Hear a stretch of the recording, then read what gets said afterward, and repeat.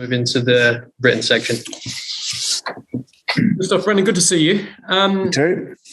We've spoken to you a few times, and the games have been called off. But I remember talking to you a lot about all the fixture congestion that was coming up, and just how difficult that was going to be for you, and how much the resources were stretched. Suddenly, this is only your second game in 3 weeks. I wonder how much that has helped you in getting some of the players back and available. Yeah, most definitely. It was. Listen, we played the games that we should have played, and obviously, of course, the other games, unfortunately, were off for us in the recent game. But yeah, it's allowed us to give those guys the chance to come back, and so it's great news. We've got a number of those boys returning. I'll talk to you specifically about those individuals in a moment, if that's okay. But I want to talk to you a little bit about the rules here and what we're seeing. So there was a lot of controversy over the weekend and a lot of anger at the North London derby being called off. What's your view on how these rules are being implemented regarding postponements? I know that you applied for at least one that you didn't get, for example. Are you happy that the rules are being implemented correctly? Well, the rules are clear. For the Premier League, you have to have 13 players available plus a goalkeeper, 13 outfield players. So there's enough clarity. It doesn't say you need, all your cases to be off to be COVID. You need 13 players available. So the rules are there and clear. Would you like them to be looked at afresh for next season, maybe? I mean, it clearly it would be wrong to change the rules mid-season, but now that we know what we know and we've been through this experience, would you like there to be a fresh look at the rules for next season? Well, I think there will be. I think there is that every year anyway, but I think we're all clear on where they are now. And like we've been told right the way through the process, we were shown in the Premier League managers meeting a number of weeks back that it will hit different areas at different times. So it's not a blanket coverage that everyone will get it at the same time. There's going to be different parts of the country that are getting these cases, But I also think it's the effects of it as well, where lots of players are haven't been injured because of having to play more than they probably would have done. So, but I think the Premier League have tried to be as fair as they possibly could. They've put in place the outfield players that you need to have for the game, and of course, where you have available players of under 23s experience, if they can be involved and included, then great. So that's, I can only talk from a personal perspective, that's what we've done. We played the FA Cup game. We couldn't play the next game because we didn't have the players available. But every coach and manager wants to play. You want to play the games, and if that means later on in the season it's going to be tight, then you have to accept that. That was going to be my next question. You've had a bit of breathing space the last couple of weeks, but it's going to mean some congestion later on. You've got 4 games you've got to catch up on now. They've yet to be rearranged. How big a concern is it for you that there's going to be a big congestion for you at some point, and a lot of other clubs as well? Well, we have one tomorrow night, so that's one of our games. So yeah. Listen, I think that we all accept it. If you haven't been able to play the games for whatever reasons, that in the second part of the season they're going to have to go in. But I think if you have your squad and hopefully as the season goes on, all the clubs and the cases and injuries will pick up, and then you have to play the games. So we accept that. Spell it out for us then. What's the good news? Who's back? Well, the ones that are going to be available for our last game, Kieran Dewsbury Hall will be back. Luke Thomas, Soyuncu will be back. Patson Daka, James Justin. So those guys were available, and now they've obviously been able to train a little bit more as well. So that's good. Talking to James Justin, he's had a week of training since you spoke to us. Another opportunity to get some more minutes on the training pitch. How important is he, and how much can he play straight away, having been out for so long? Well, no, we just have to manage JJ over the second part of the season. But most importantly, he's worked so hard in this last year. So we're nearly a year he's been out. So he's done remarkably well to get back when he has. He's worked so hard. He's just been unfortunate. He's had a couple of bouts of illness and whatnot. So he looks great on the training field, and just to have that availability, and then we'll put him in what we feel is at the right time. Look, I've asked you a lot, and you've spoken a few times about the search for a centre-back on loan to try and help you with the cover. The strange thing is now that you've missed a few games, I wonder whether that need is actually as urgent as it was, because you've got a lot of players coming back, I think, at some point in February. Are you still in the market for a centre-back on loan if you can get one, or has that gone away a little bit? Well, it's certainly something that we will look at. But as you say, we've got 2 games now before this break, and then we'll arrive into February, and we'll get some of the players back. But it's something we're looking at as a club, and we'll assess it over these coming days. Good man. Thanks, Brendan. I'll let the other guys talk. Thanks, Rob. Thank you. Good luck. Thank you. Cheers. Thanks, Rob. We'll go to Andy Sixsmith from PLP. Hiya, Brendan. Hi, Andy. Obviously, the news coming out this week of Rafa Benitez leaving Everton. And amazingly, I didn't see your name linked with the job. Is that quite nice for a change, not to be linked to another job? Well, in this role, Andy, there's always gossip and speculation. So you're always disappointed for another manager when he loses his job, and of course Rafa, when he's standing in the game and fantastic manager that he is, it is disappointing. But we all know where we're at clubs in terms of results and everything else. So yeah, they're obviously on the lookout for another manager. Rob was talking the COVID cases there, and obviously the COVID cases in the Premier League are down again this week. Does it feel to you as a manager that we're starting to come out of this difficult period of the last 6 to 8 weeks where the cases were very, very high in the Premier League, or not? Yeah, I think so. But I think in social life as well, it's the same. It's part of where we're at this stage in our seasons, and hopefully going forward now that the cases will minimise and we get players back fit and available and have a really exciting second part to the season. We were talking to Marcelo Bielsa the other day, and he talked up the opportunity that this difficult period has given the youngsters, the academies, to prove their worth and have a lot of youngsters play for the first team. I wonder what your thoughts were on that, given Leicester's excellent academy as well. Yeah. I've always said that I felt right at the beginning of the whole process it was going to be an opportunity for young players, and then you got to then give those players the chance. And that's how it's proven to be. We had in our last FA Cup game, we had a number of our players making their debuts, and youth players are very important for us here at Leicester City. The club has a tradition of bringing through players, and we have got I think we had 10 in our FA Cup squad. So yeah, it's a great opportunity for them to play, and hopefully that'll continue to be the case. Given the injuries, though, and the absences, and, I don't think we can call it a fixture congestion just quite yet, but eventually, how big a test has this been for you in your management career to date, would you say? Yeah, it's been unique, that's for sure.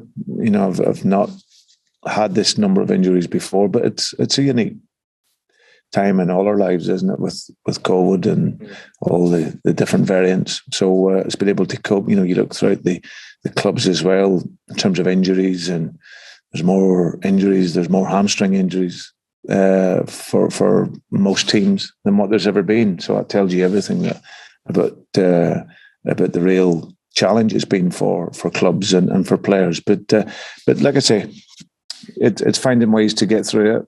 And it's always a challenge, of course, but there's been an extra challenge with this. But you've always got to be the optimist and look and see where there's opportunities, and that's all we've always tried to do.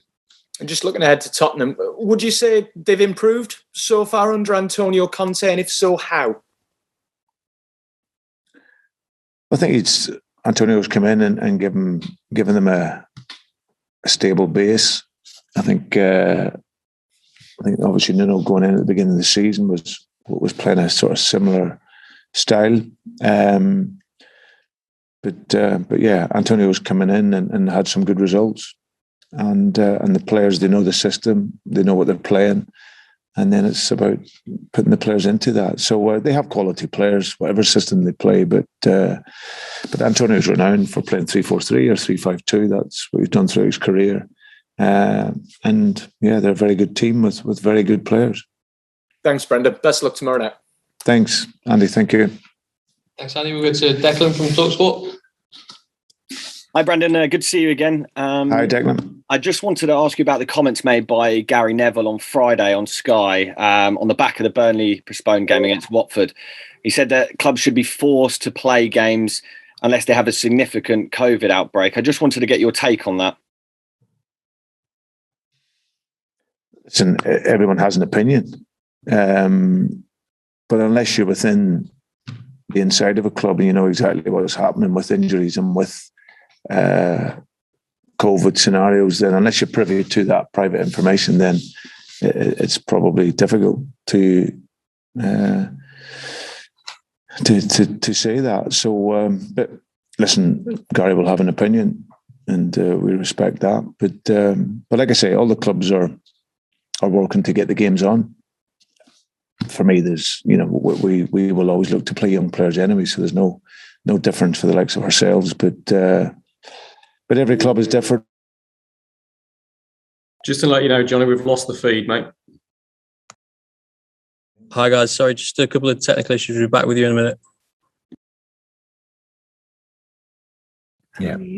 Okay, guys. Hey, Brendan. Sorry about that. Don't know what happened there.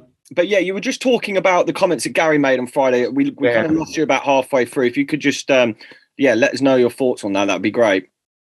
Yeah, I obviously haven't heard them until you mentioned it. So, but listen, the game's full of opinions. So, I think each club, I can only, I suppose, talk on our part. We've stuck to the rules and of course, always been open about the availability of players, and I'm pretty sure that's what most clubs are as well. I think if you want to, everyone wants to play the games. So yeah, that's apart from that, there's nothing really to add to it. And you mentioned about the brilliant academy that we have at Leicester. I mean, you've got a lot of 24-year-olds in this squad. You've got a lot of 22s in the under 23s. Do you feel like it's a bit of a missed opportunity for them when they see so many players out injured, so many players away on international duty, that a game gets cancelled where they could potentially play? Well, it depends what way you frame it. Really, we've got like I say, we've got some young players. We've got some players that are coming into the first team now in Kieran Dewsbury Hall. And his sort of timeline, he's come in and he's had experiences out on loan, and now he's coming in and able to play, Declan. So, but like I say, you always have to be careful because not every under 23 player is ready to play Premier League football. It's the most competitive league in the world, and you could actually destroy a career by putting in a young player too early. So it's not just right. There's a game. There's players. Stick them in, because that's not always the case. Some players need, their pathways are different, development's different. So and like I say, we will always look to play young players at the right time. And throughout my career, I've played 17-year-olds, I've played 16-year-olds, and but it's always about that opportunity and timing of putting them in. And we've been able to do that in the FA Cup, but weren't able to do it in our next league game. Thank you very much, Brendan. Good luck. Thanks, Declan. Thank you. Okay, we'll go to Owen from Radio Leicester. Hi. Oh, can you hear me? Hi, Brendan. Hope you're okay. Yes, I can hear you. Yeah. Good. I wonder on the injury situation whether I could just clarify a couple of players, if that's okay. In Timothy Castagna, Iotsi Perez, and Buba Soumare. Are they all fit and available, ready for Wednesday, or are they still sort of returning from injury? Yeah, no, Buba's come back from illness, so he's trained the last couple of days, which is good. Iotsi Perez also. Timothy's had an operation, so he's probably 8 to 9 weeks. So yeah, so that's the availability.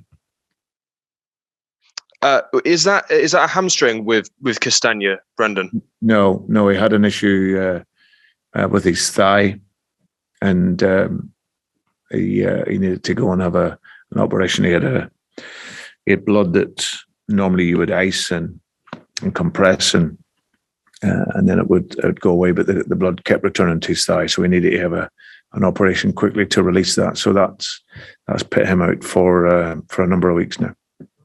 One of the players that you did say is returning to the squad, and clearly you said he was going to be available for Burnley last weekend had the game gone ahead, was James Justin. What's it like as a manager when you are able to welcome back a player of his caliber, a player of his personality as well, back to the playing group, back to the squad, and back out into sort of the training pitch and in first team matches as well? Yeah. It's obviously brilliant for him to be back. He spent many months in the gym and worked so hard to come back. So to just see him out now training and working, we have to be careful with him as well. But in these last numbers of weeks, he's looked very fit, very strong. And when you have that level of player coming back, especially at this time, it's like having a new signing. So yeah, but we just got to keep an eye on JJ and bring him into the team and the right numbers of minutes, but at the right time. But he's available, which is important, and he's sustained a level of fitness, and he's got confidence in that. So it's great to have him back. This is the first Premier League game of 2022, which sounds just a little bit bonkers, really, but under the lights again on an evening game. And one thing I remember speaking to you about on the last time that you had this was against Liverpool just before the new year, and you spoke about the importance of the fans. Is that a similar message that you'd be hoping to portray to the fans this week ahead of this game as well, against another big side coming to King Power Stadium? Yeah, well, they're absolutely critical for us, and you've seen on that night what a great occasion it was, the atmosphere, but it starts on the field. You have to get the supporters up for the game with your mentality, your intensity, your courage, your bravery in the game, and your quality. So that's our intention. It's both synchronized together. The supporters need to look at the team and see them playing with that quality and that intensity. And then obviously that gets them going in the stands, and we see when we have that combination, it's a great place to come. So really, really difficult game for us. Good team, top manager, but we'll look forward to the challenge as always. Brendan, thank you very much. Good luck on Wednesday. Thanks, Owen. Thank you. Cheers. Thank you. Thanks, guys. We'll draw the broadcast section there and move into our written section, and we'll.